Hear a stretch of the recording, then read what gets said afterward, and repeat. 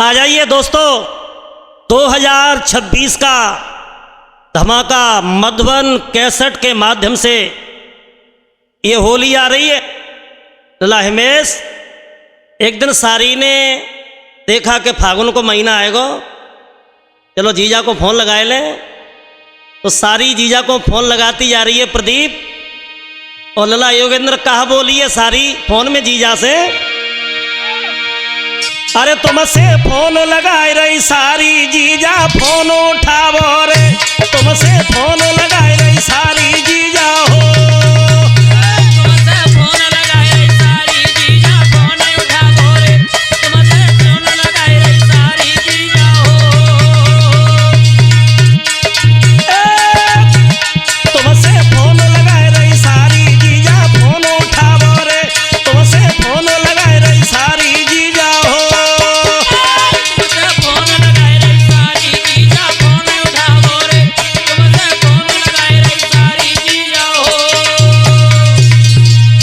सारी समझा के बोली लला छोटू, अरे फागुन मास खिलते ओरी,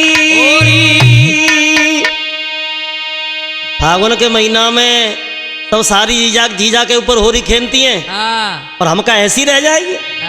अरे फागुन मास खिलते ओरी, अरे तुमने कहाँ पे करी अवारी जीजा फोन उठावो रे, तुमने कहाँ पे करी अवारी जीजा हो, तुमने कहाँ पे करी अवारी जीजा फोन उठावो, तुमने कहाँ पे करी अवारी जीजा हो। तुमसे फोन लगाए रही सारी जीजा फोन उठावो रे, तुमसे फोन लगाए रही सारी जीजा हो, तुमसे फोन लगाए रही सारी जीजा फोन उठावो रे, तुमसे फोन लगाए रही सारी जीजा हो। और सारी समझात वही बोली, ये तुम्हारी बुलेट है ना, बाहर निकाल लो, देर मत करो। अरे अपनी बुलेट निकालो जल्दी, जीजा अपनी बुलेट निकालो जल्दी, और मेरे आवो गम मजारी जीजा फोन उठावो रे, तुमसे फोन लगाए रही सारी जीजा हो, मेरे आवो गम मजारी जीजा फोन उठावो रे, मेरे आवो गम मजारी जीजा हो। तुमसे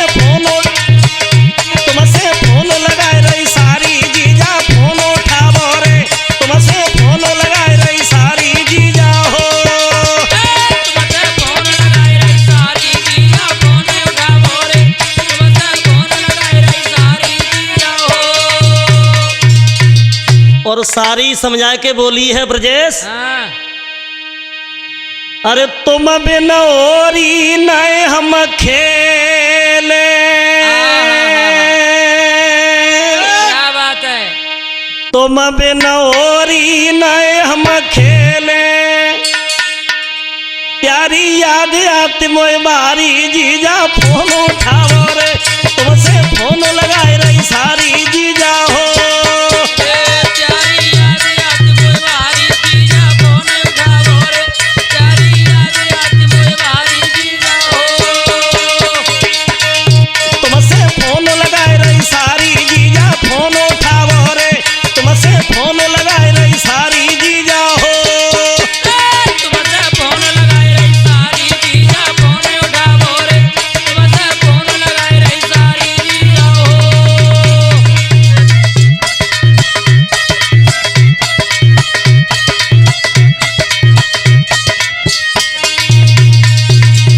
और सारी का बोली है लला श्याम अरविंद,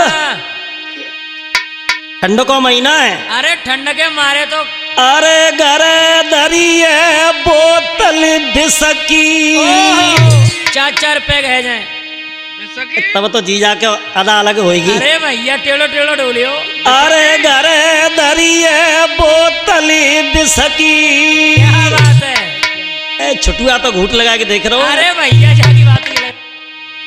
अरे जीजा पैग लगाओ दो चारी, तुम तो फोन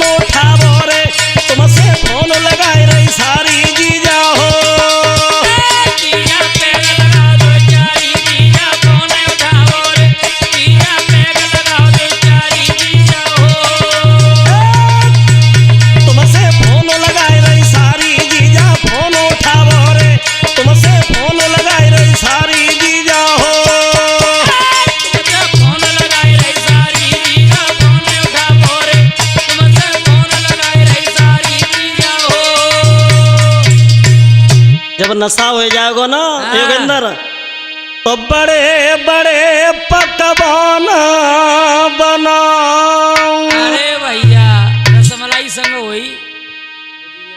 हाँ और का अरे बड़े बड़े पकवान बनाऊं, ओहो प्रेम से जेलो तुम हितकारी जीजा फोन उठाओ रे, तुमसे फोन लगाए रही सारी जीजा हो। प्रेम से जेलो तुम हितकारी जीजा फोन उठाओ रे, सारी जीजा हो। तुमसे फोन लगाए रही सारी जीजा फोन उठाओ रे, तुमसे फोन लगाए रही सारी जीजा हो। फोन लगाए रही सारी जीजा फोन उठाओ रे, तुमसे फोन लगाए रही सारी जीजा हो। हाँ साथियों, ये होली आप मधुबन कैसेट में देख रहे हैं। विशेष शास्त्री की आवाज में स्वर सजा रहे हैं योगेंद्र यादव, ढोलक मास्टर, ढोलक पे चिमटा पे छोटू बेटा यादव स्टूडियो के माध्यम से, और हमारे भाई ब्रजेश जी गढ़ा चटका रहे हैं, और पीछे से हमारे ये शिष्य स्वर दे रहे हैं श्याम शास्त्री राजपुर, हिमेश शास्त्री बहादुरगढ़, बेटा प्रदीप शास्त्री टूडला से, अरविंद धापू, ये सब स्वर सजा रहे हैं।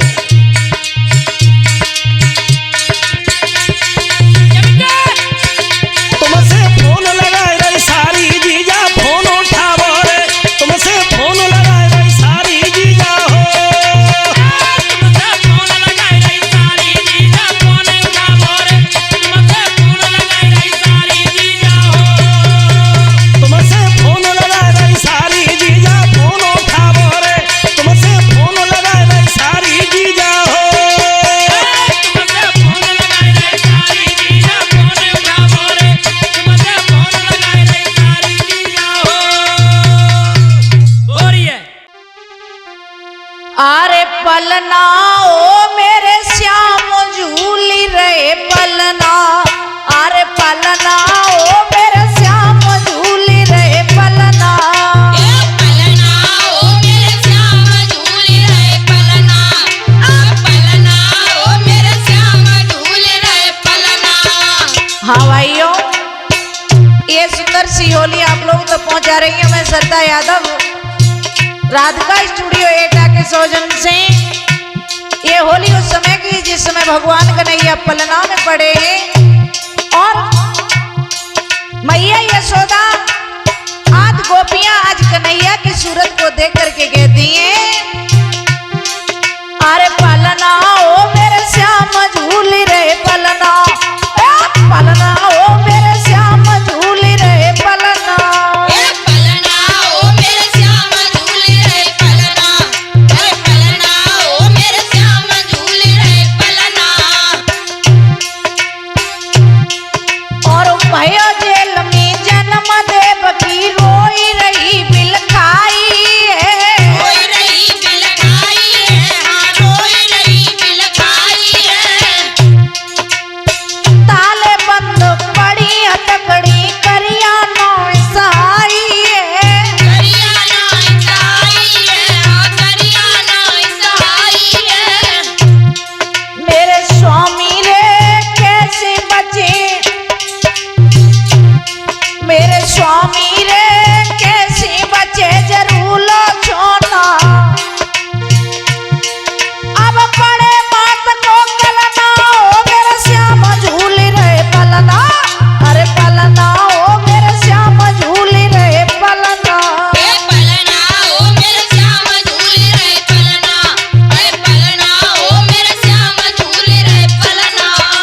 पलना ओ मेरे श्याम झूली रहे पलना, अरे पलना ओ मेरे श्याम झूली रहे पलना। पलना ओ मेरे श्याम झूले रहे पलना, पलना ओ मेरे श्याम झूले रहे पलना। आज कन्हैया उस जेल के अंदर चतुर्भुज रूप में प्रकट हुए, तो मैया डरने लगी और हाथ जोड़ करके विनती करती है, प्रभु क्या आप कहती बाल है? रूप में आ जाइए। अरे रूप चतुर्भुज खड़े सामने मैया गई वेराई है। मैया गई घबराई है, हाँ मैया गई घबराई है। बोले भगवान अरे चिंता फिकर तजो मेरी मैया गोकुल देव पहुंचाई है। गोकुल देव पहुंचाई है, हाँ गोकुल देव पहुंचाई है। मेरे भैया रे खुले किवाड़ टूट गए ताले। मेरे भैया रे खुले किवाड़ टूट गए ताले। बस देव उठाए लो ललना ओ मेरे श्याम झूल रहे पलना। ए पलना ओ मेरे श्याम झूल रहे पलना। वायुदेव उठाए ललना, ओ मेरे श्याम झूल रहे पलना। ओ पलना, ओ मेरे श्याम झूल रहे पलना। ए पलना रे मेरे श्याम झूल रहे पलना। अरे पलना ओ मेरे श्याम झूल रहे पलना। ए पलना, ओ मेरे श्याम झूल रहे पलना। ए पलना, ओ मेरे श्याम झूल रहे पलना।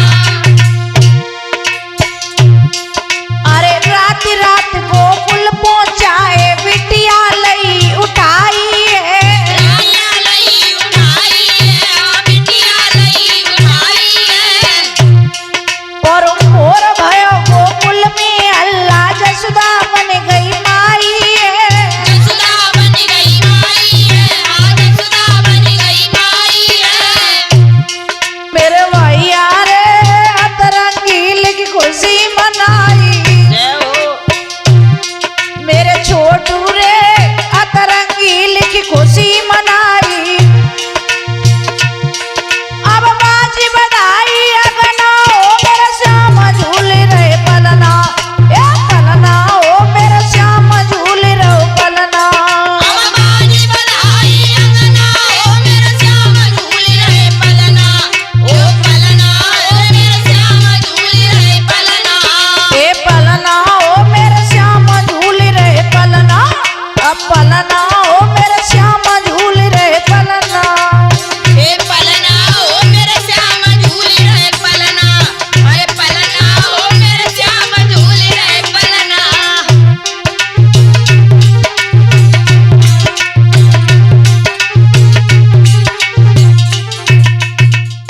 राधिका स्टूडियो के सौजन्य से ये होली का प्रोग्राम लेकर के चल रहे हैं आप लोगों के बीच में।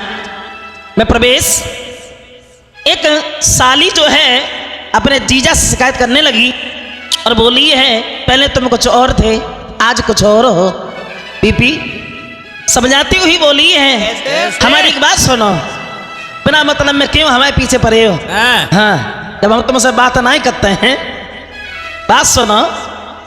अरे क्यों पड़ा पिछारी जीजा मेरे, क्यों पड़ा पिछारी रे। अरे क्यों पड़ा पिछारी जीजा मेरे, क्यों पड़ा पिछारी रे।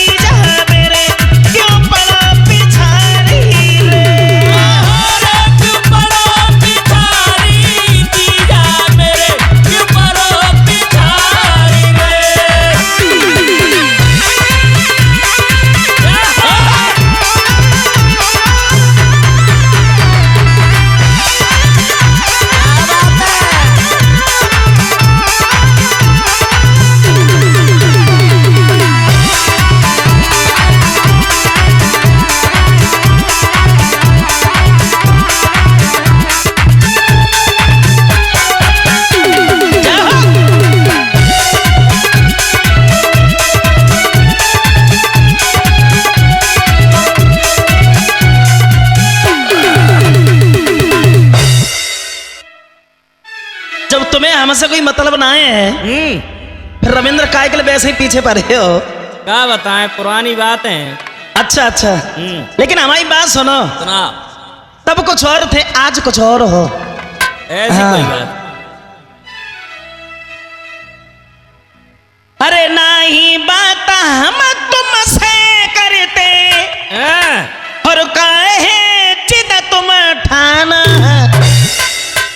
हम हट गए। हमसे पूछो हम पे का बीतते है। हम पहे बताओ। समझ रहे हैं? अरे नाही बात हम तुमसे करते, हर काहे जिद तुम ठानो, और हमसे दूरी रहो तुम जीजा, हर बात हमारी माना। ऐसी का बात हो गई? अरे जय तो पूछो मती, हम कितने दुखी रहे तुम्हें का मालूम है। क्यों करो दुखारी जीजा मेरे, क्यों पड़ा पिछारी रे।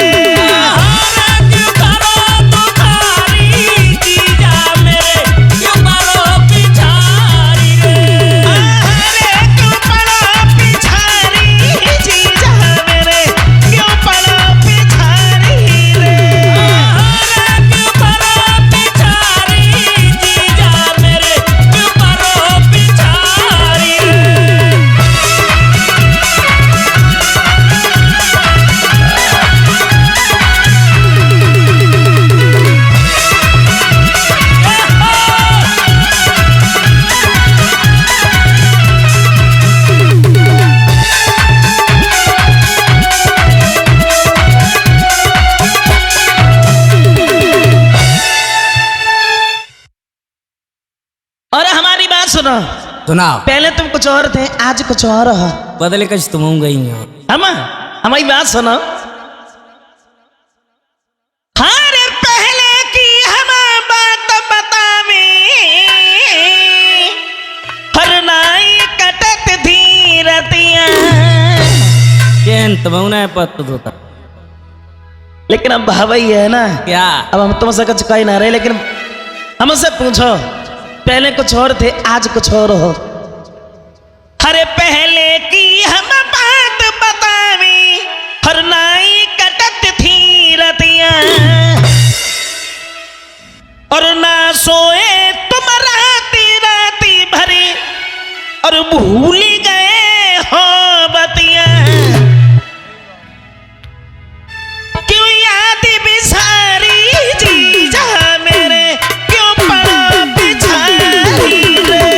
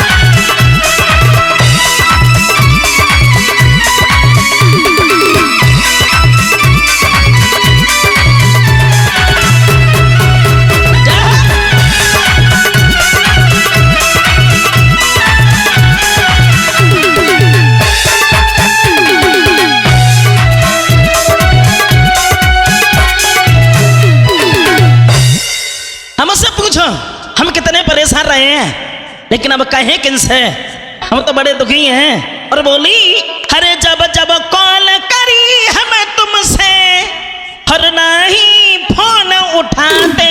बिजी चल रहा है, बिजी बिजी, बहुत बिजी, काम में बिजी, अच्छा धंधे में बिजी।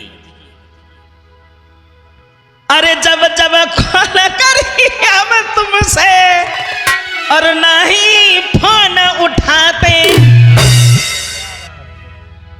और किन से कहीं हम अपनी बीती भूल गए सब बातें। अब हम बताए दें, बताओ बताओ। कोई और है प्यारी चीज मेरे, क्यों याद बिसारी रे। कोई और है प्यारी चीज मेरे, क्यों याद बिसारी रे। अरे क्यों पड़ा पिछारी चीज रे, क्यों पड़ा पिछारी रे। क्यों पड़ा पिछारी चीज मेरे, क्यों पड़ा पिछारी रे।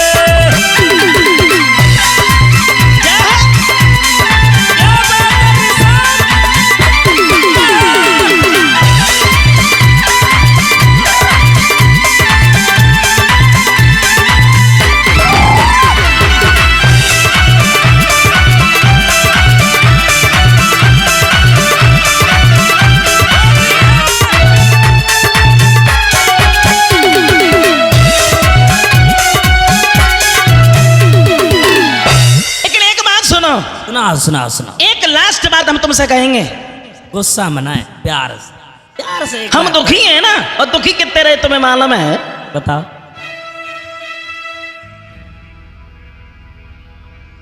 अरे फागुन मास खिलाती है होली, अब पास हमारे अच्छा मतलब है।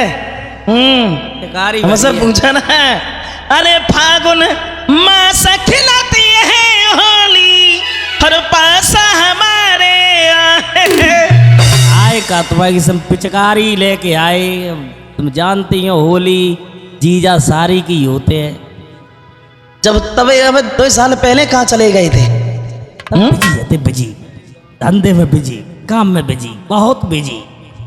अरे फागुन मास खिलाती है होली, अब पास हमारे आए, और ना ही इच्छा चलती है मेरी, और काहे रंग तुम लाए उतना धरो पिचकारी जीजा मेरे क्यों पड़े पिछाड़ी रे।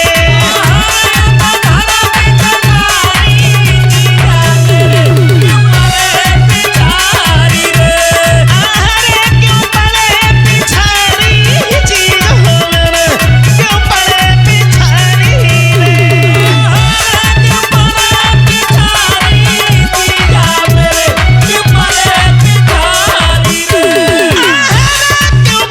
पिछाड़ी जीजा मेरे क्यों पड़े पिछाड़ी रे।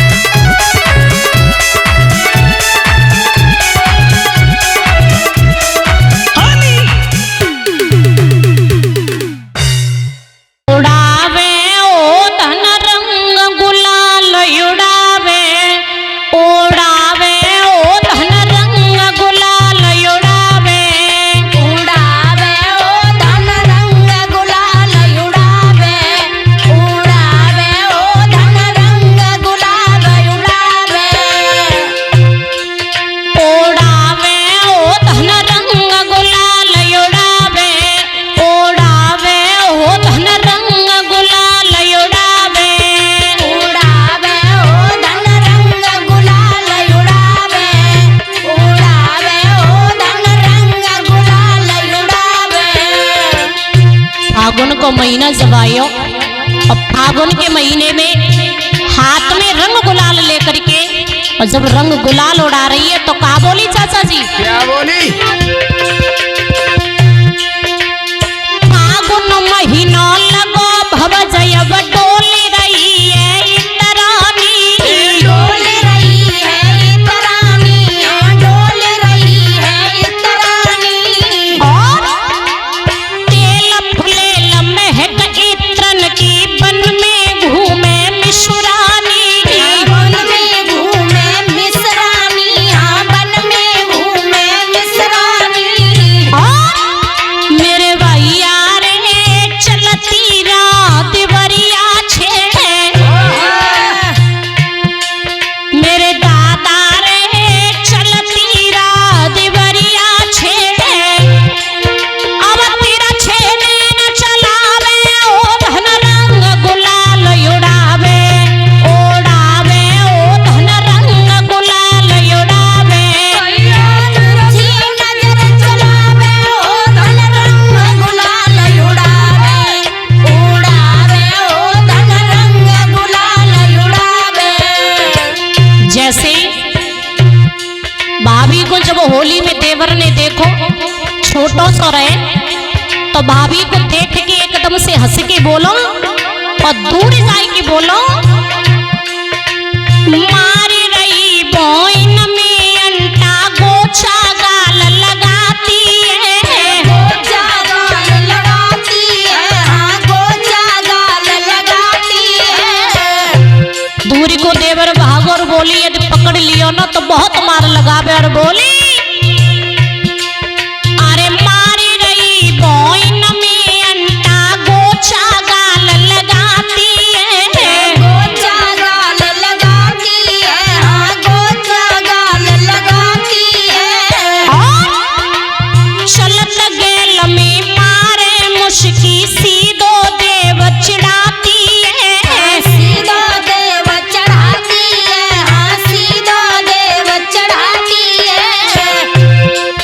मेरे भैया रे पारो देवर भगे होली से, मेरे दादा रे पारो देवर भगे होली से। अब खींच खींच के लावे ओ धन रंग गुलाल उड़ावे, उड़ावे ओ धन रंग गुलाल उड़ावे। खींच खींच के लावे ओ धन रंग गुलाल उड़ावे, उड़ावे ओ धन रंग गुलाल उड़ावे। उड़ावे ओ धन रंग गुलाल उड़ावे, उड़ावे ओ धन रंग गुलाल उड़ावे, उड़ावे ओ धन रंग गुलाल उड़ावे, उड़ावे ओ धन रंग गुलाल उड़ावे।